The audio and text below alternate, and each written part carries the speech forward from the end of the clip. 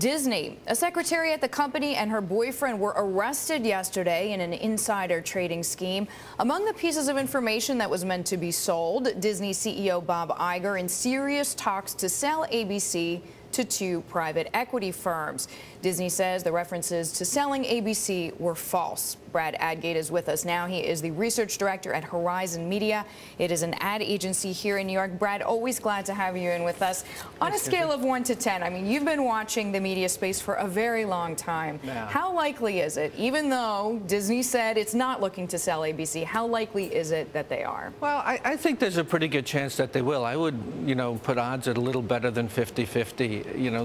Disney, I think if you look at their Achilles heel, they really don't have a distribution partner. I think that's the reason why Disney bought ESPN back in '95 for $19 billion. It was to kind of give them leverage in negotiating with content distributors.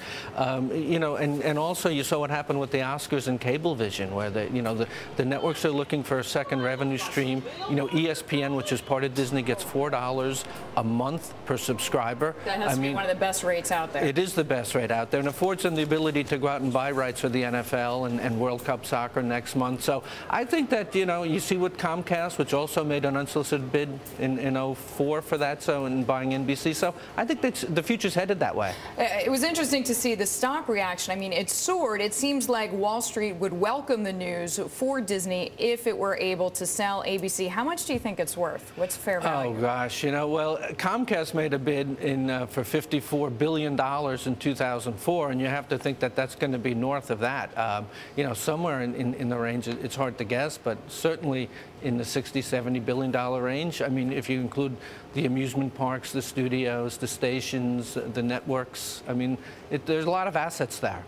Now, ABC TV is so-so, at least as far as the major networks go, right? Some of their programming is getting a little old, so this is just sort of another weight around its neck, is it not? Yeah, well, they're in fourth place coming out of the Olympics in adults 18 to 49. They passed NBC at the tail end. They're in third place. People, obviously, is the most cherished demographic. Yes, it's the one that advertisers care the most about. As you pointed out, Lost kind of had a lukewarm farewell. Desperate Housewives, Grey's Anatomy are in their 7th season. They're trending downwards. They do have 10 new shows that they're going to introduce next year. But the one bright spot was Modern Family. I mean, something they've been looking for was a breakout comedy, and they were able to somewhat successfully do that. So, but it's tough.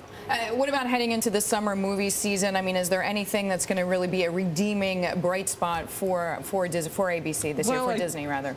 Well, I think, Toy Story 3 is coming out next month. That's probably their biggest, movie of the summer. The most recently one, Alice in Wonderland, actually grossed $330 million domestically. That's the 3rd best Disney movie ever, behind Pirates of the Caribbean and I think Up. And so I think that that's probably, they're actually also selling Alice in Wonderland a DVD. They're selling it on June 1st, which is a month ahead of schedule. Brad, thank you as always for stopping by. Brad Adgate joining us there from Horizon Media on the very latest on Disney and ABC.